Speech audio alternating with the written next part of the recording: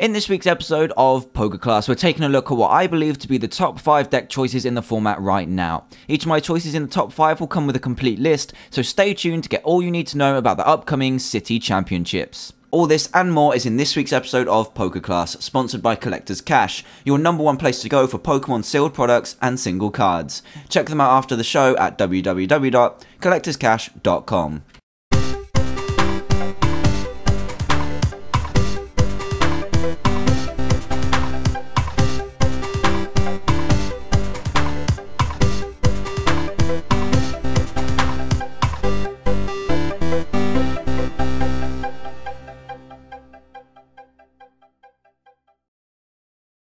Hey everyone, and welcome to episode 96 of PokeClass, and we are currently in a position where City Championships have started and a new set is set and ready to be tested in the competitive world. The only difference to a series such as Battle Roads is that there are a lot of championship points up for grabs here because of the new amount of points given out and the best finish limits. What this means is that players are really going to be taking these events seriously, as I feel that these events will be a key in getting those World Championship invites later down the line. So bearing that in mind, today's episode is going to be all about cities, as I'm going to be counting down my top 5 deck choices for the events with full lists to go with them. So let's get started. At number 5, we've got Rayquaza Electric, which may seem strange for 2 reasons. One is that this deck is very weak to an early Landorus, so why is it even in here? Or it was the top of the pile last time, so why is it so low now? Well, these 2 reasons kind of work hand in hand, as they both kind of cancel each other out, which is why it has just squeaked in at number 5 on my list. The first issue I'm going to have to address is the Landorus issue, and this is all caused by the feeble Dynamo, which you kind of need to run 4 of still in the list. There's nothing worse than losing a game on the first turn, and this could be happening to you a lot if you decide to play Eels at Cities. Because Dynamo will be KO'd by an early Landorus, which a ton of people should be playing, you could be losing on the first turn if you don't go first, and even if you do and grab some more Dynamos, those are going to go down very quickly. However, the flip side to this is that Rayquaza is still an amazing card, as it can still one-hit KO any EX in the format and any other Pokemon for that matter. With new EXs like Landorus and Keldeo to get its teeth into, Rayquaza gets that little bit stronger, but gets weaker at the same time because the best support it has is Electric, and don't get me started on Emboar. Despite the ups and downs of the deck, let's have a quick look at the list that I think could help to withstand the onslaught of Landorus to try and keep Rayquaza in the game. So we still have to keep the 4-4 electric line, as there's no other way to get enough electrics into play fast enough if you don't run this amount. However, there is an added spin to this version of the deck that should help towards keeping Landorus at bay just a little bit, and that is the inclusion of 3 Emolga. Emolga is a Pokemon we should all be familiar with, as it was very hyped from the Dragon's Exalted set, as it has the call for family attack to grab your basics from the deck and put them straight onto the bench. The purpose in this deck is exactly the same, but serves more of a purpose by being able to sponge blows from Landorus while you set up your bench, meaning that they are going to need a catcher fairly swiftly to stop you getting your Eels out.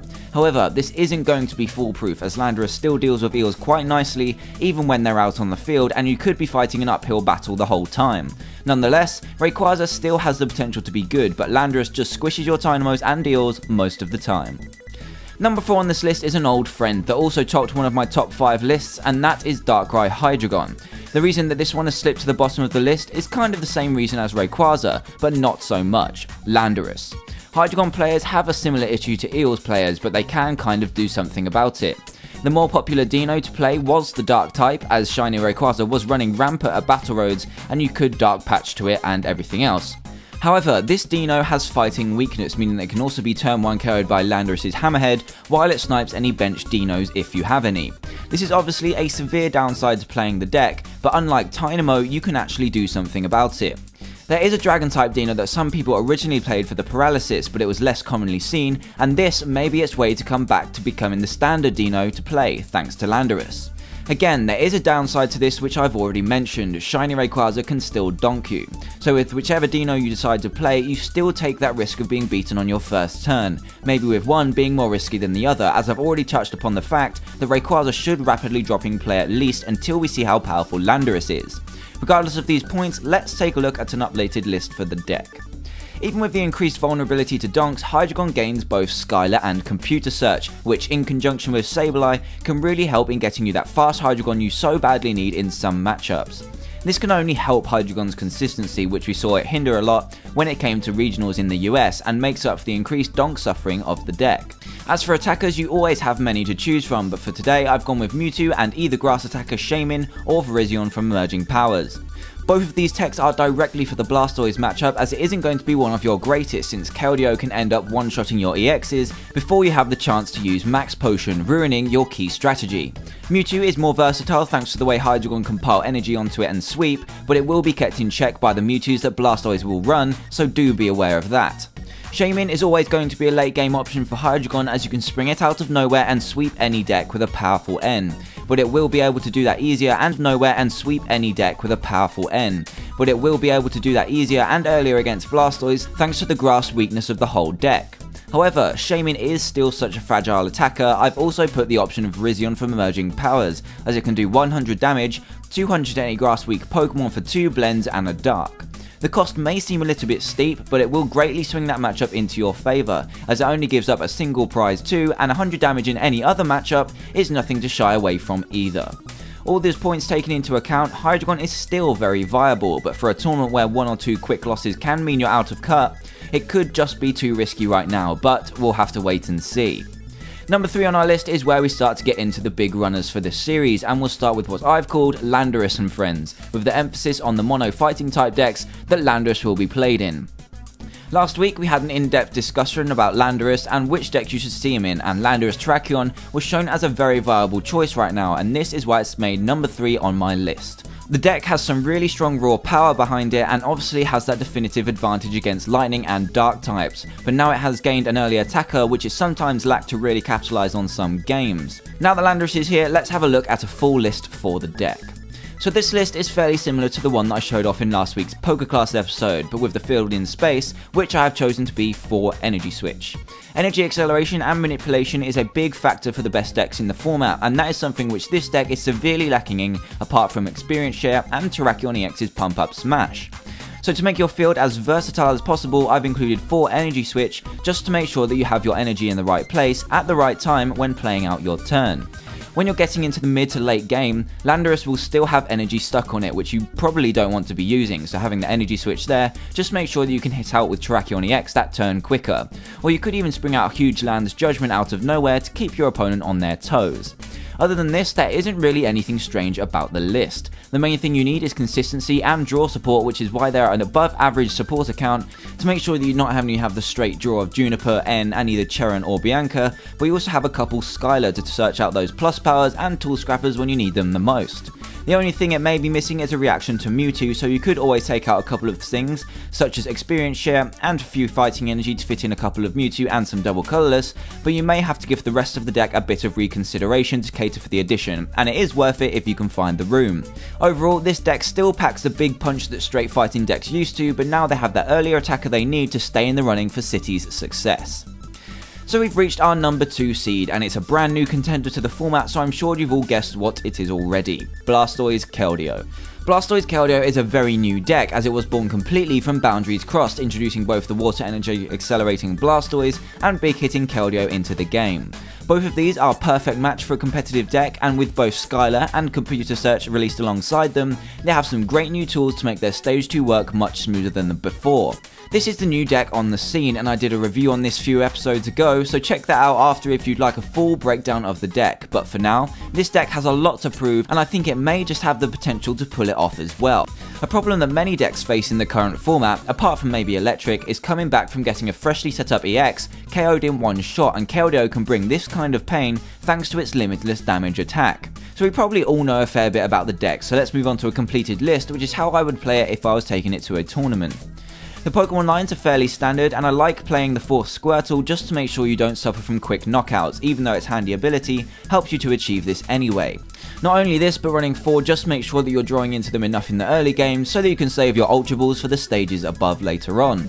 The strangest inclusion may be regular Kyurem, but I like his ability to really take advantage of an opponent's slow start by softening up EXs and knocking out their basic evolution lines with Glaciate.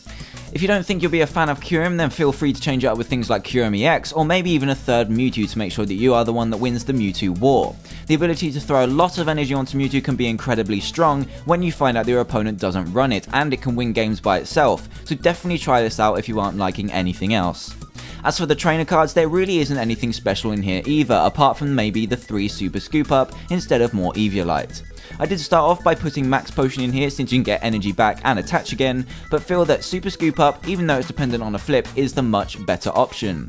Imagine your Keldeo is incredibly close to being KO'd and then you hit a heads, pick it up into your hand and then place it back down with all the energy and rush in to continue attacking. This build of the deck can be very frustrating for the opponent if you hit heads, but the downside is they will always be on the flip. Overall, I feel this is a very strong deck choice for cities, but I am still aware that it's a stage 2 deck that can just draw badly and not get set up, but cards like Skylar and Computer Search should help out in stopping this from happening. It will be interesting to see how well this deck does at cities, but it will be popular and has a fairly nice hold over Landorus, which is why it is above it in the list. Right then, we're on to our number 1 choice, and guess what? He's been here before and he's been here for a while now, and it's Darkrai. And by Darkrai, I mean decks that are designed to get out fast Darkrai's and just rush the opponent with 90 damage while sniping future attackers for 30. However, I have made this number 1 extremely general, as I feel that there are a few ways you can approach the speed Darkrai. Either just lone Darkrai with nothing else, Darkrai with hammers, Darkrai with Terrakion, and Darkrai with Landorus, which are all viable for taking the top spots at cities when they come around. However, the list I'm going to give you today is just a straight up speed Darkrai, which is designed to get Darkrai out by turn 2 at the latest, thanks to the newest card from Boundaries Crossed. Let's take a look. So this list is pretty much as consistent of a Darkrai as you're going to get, and is completely focused on getting Darkrai out on turn 1 or 2 to start hitting out straight away. The only problem with this version of the deck is that it will fizzle out during the late game, since it isn't really designed to get that far in the first place, and if you don't have that rush on, then you may become in trouble. Focusing on the list, this version runs 4 Skylar, which a lot of people have definitely not considered, and for good reason. But in this deck, you do run Sableye. With Computer Search now introduced into the format, you can really make the most of it with Sableye. So 4 Skylar are in there so you can grab it in the first turn and start going crazy. Getting a Computer Search on turn 1 and being able to set up your next turn is what makes this version of the deck so good, and at the end of the day, as fast as it can be. By reusing Computer Search as many times as you like until you're ready to get swinging, you should have a really nice setup going on. This deck takes full advantage of both Skylar and Computer Search, the new cards on the block, and if you're stuck for choices for cities, then definitely give this a go. It has the potential to go far, but you may need to switch it up to a different variant if you don't like the late game flop that this variant has. Other options mentioned before are Hammer Time and Darkrai Landorus, both of which have been covered before in PokeClass, so please check out the previous episodes if you aren't sure where to start in manipulating this list into a new one. And those are my top 5 choices for cities so far. The competition has already begun in the US, and regionals are following the same format over here in Europe, so get working on this format if you're chasing those championship points. My top 5 all have the potential to win events around the world, so make sure that you have made a correct deck choice and tested them against these big 5 to give you the most chance of hitting those top cut places. Thank you all for watching this week's episode of PokeClass, and if you did enjoy this video, then please leave a like, comment down below of how you have done at cities so far, and as always, subscribe if you are new to the channel. Thanks again for watching guys, good luck at cities, and I hope you all have a great week.